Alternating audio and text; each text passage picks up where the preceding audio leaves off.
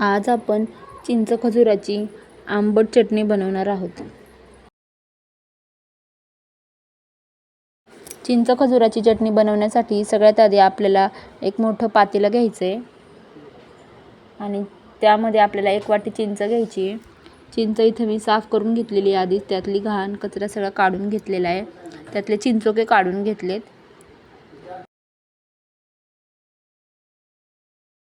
नंतर त्यामध्ये आपल्याला 1 वाटी खजूर टाकून घ्यायची आहे।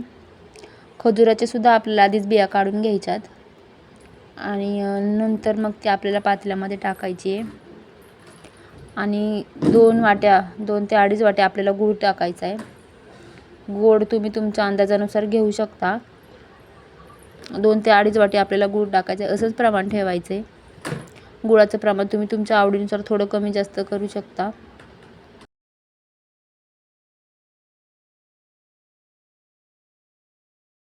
सगळं आपल्याला एकत्र व्यवस्थित पसरवून घ्यायचं आहे आणि नंतर त्यामध्ये आपल्याला गरम पाणी टाकायचं आहे।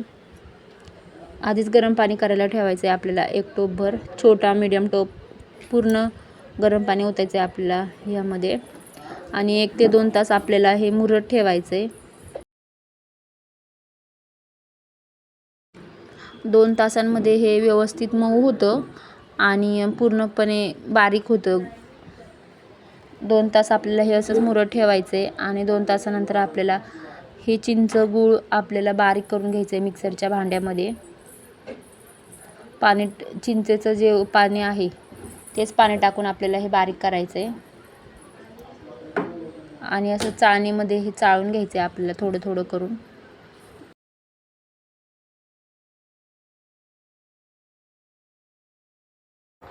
थोडी थोडी करून आपण अशी सगळी चटणी चाळून घ्यायची आहे, कारण चटणी चाळून घेतली तर चिंचेचे जे केस असतात ते त्या चटणीमध्ये जाणार नाहीत।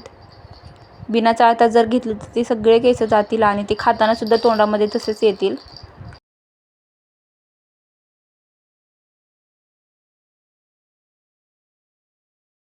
ही अशी चिंच खजुराची चटणी मी पहिल्यांदाच बनवते आहे आणि ती पण अशी मोबाईलचे व्हिडिओज बघून रेसिपी बनवूनच बनवते आहे।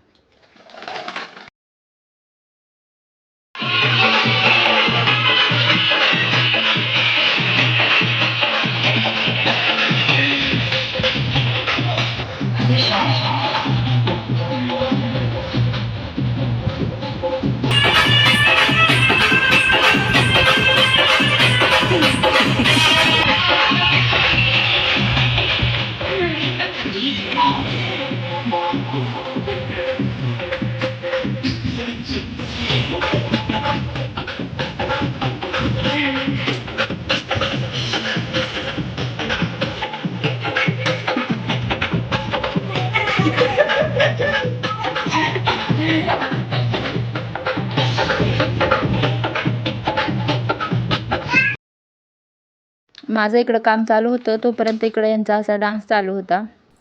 गाणं वाजलं की ह्या लगेचच असे सुरू होतात, गाणं संपेपर्यंत काही ह्या ब्रेक घेत नाहीत।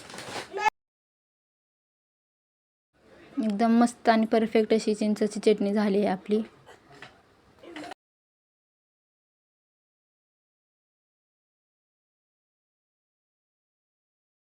थोडं थोडं करून असं आपल्याला सगळं मिक्स करायचं आहे आणि सगळं असं चाळून घ्यायचं आहे। जर मिक्सरच्या भांड्यात जास्त असा घट्टपणा राहिला असेल तर हलकंसं एखादा चमचा पाणी टाकायचं आहे आणि मग असं ते पण ओतून घ्यायचं आहे आपल्याला चाळणीमध्ये आणि सगळं चाळून घ्यायचं आहे।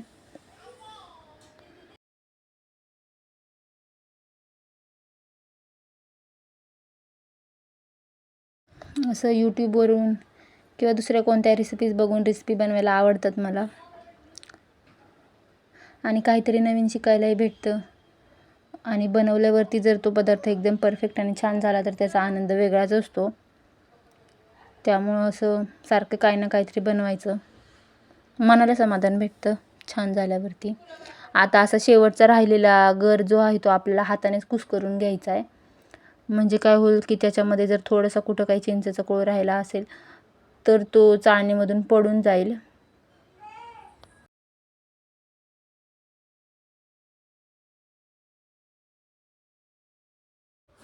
आता सगळा चिंचेचा कोळ आपला चाळून झाला आहे आणि उरलेली चाळणीला खाली लागलेली चिंचसुद्धा आपल्याला टोपात काढून घ्यायची आहे.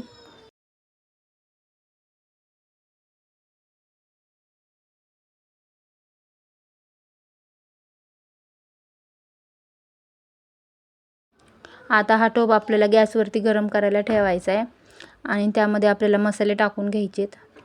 अर्धा चमचा मिरची पावडर टाकायची आपल्याला, काश्मीरी मिरची पावडर. तिखट मसाला नाही टाकायचा, नाही तर चटणी तिखट होऊन जाईल. काश्मीरी मिरची पावडर टाकल्यानंतर रंग एवढा छान आणि सुरेख येतो, त्याचं टेक्स्चर वेगळं येतं, रंग छान येतो आणि चवसुद्धा आंबट गोड लागते. त्यानंतर अर्धा चमचा मीठ, पाव चमचा काळं मीठ, चाट मसाला, आमचूर पावडर सगळं काही टाकायचं आहे थोडं थोडं, पाऊण चमचाभर, आणि उकळू द्यायचं आहे. 10 मिनिट बारीक गॅसवरती उकळलं की परफेक्ट होते, कन्सिस्टन्सी थिक होते आणि 6 महिने आपण स्टोअर करून ठेवू शकतो.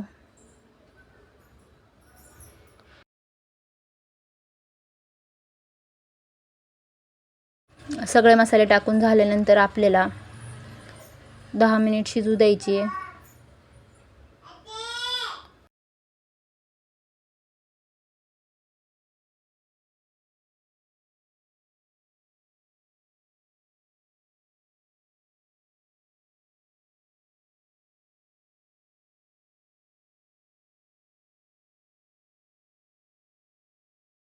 आता चटणीला उकळी यायला लागलेली आहे.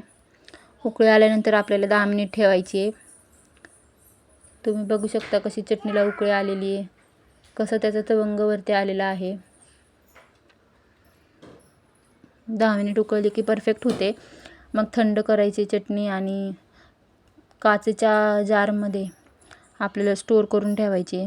4-5 महिने मॅक्सिमम टिकते, जरासुद्धा बिघडत नाही, खराब होत नाही. चटणी बनवून तयार झाली आपली, तरीसुद्धा ह्यांचा असा डान्सच सुरू आहे.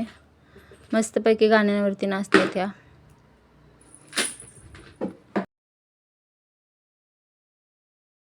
चिंचेची चटणी आता पूर्णपणे थंड झाली आहे.